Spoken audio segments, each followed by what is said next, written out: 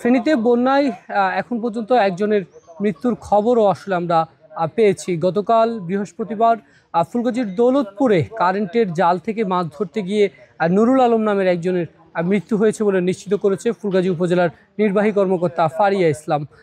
এছাড়া আজকে যেই পানি, উজানের যে পানি, সেটি ইতিমধ্যেই নামতে শুরু করেছে, কিন্তু পানি নামার সাথে সাথে মানুষের যে ক্ষয়ক্ষতি তা কিন্তু দৃশ্যমান হচ্ছে।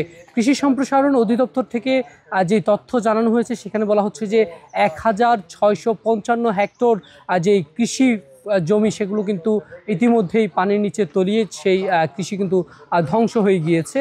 আর এর পাশাপাশি এখানকার অন্তত 500টি চাষের যেই পুকুর এবং খের রয়েছে, সেগুলোও কিন্তু জলাবদ্ধতার কারণে ক্ষতিগ্রস্ত হয়েছে। আর আমার পিছনটায় আমরা এই মুহূর্তে রয়েছি একেবারেই পরশুরামের 3 নং সিতুলিয়া ইউনিয়নের পূর্ব এলাকা গ্রামে। এই গ্রামটিতেই মূলত একটি প্রথম যে বাঁধ, সেটি এখান দিয়ে ভাঙে এবং আপনারা দেখতে পাচ্ছেন যে আমার পিছনে যে ঘর বাড়ির ক্ষয়ক্ষতি রয়েছে, এটি কিন্তু একটি পরিবার নয়, এরকম শত শত মানুষের কিন্তু ঘর বাড়ি এমন এই বন্যায় কিন্তু আক্রান্ত হয়েছে। কিন্তু এখানকার মানুষ আসলে অভিযোগ করছেন যে তারা এত বেশি পরিমাণ ক্ষয়ক্ষতি হয়েছে, সে পরিমাণে কিন্তু কোনো সহায়তা বা সরকারি সহযোগিতা কিন্তু তারা পাননি। অন্যদিকে বছর না ঘুরতে এই বন্যা আসলে তাদেরকে সব কিছু একেবারে নিঃস্ব করে দিয়েছেন। কারণ আমরা অলকা গ্রামে, সিতুলিয়া ইউনিয়নের যে অলকা গ্রাম, এই অলকা গ্রামে যে বাড়িটিতে দেখতে পাচ্ছিলাম যে গত বছর বন্যায় একই স্থানে তার বাড়িটি নিয়ে যাওয়ার পর তিনি কিন্তু নতুন করে বাড়িটি করছিলেন এবং সেই বাড়িটিতে তিনি উঠেনওনি।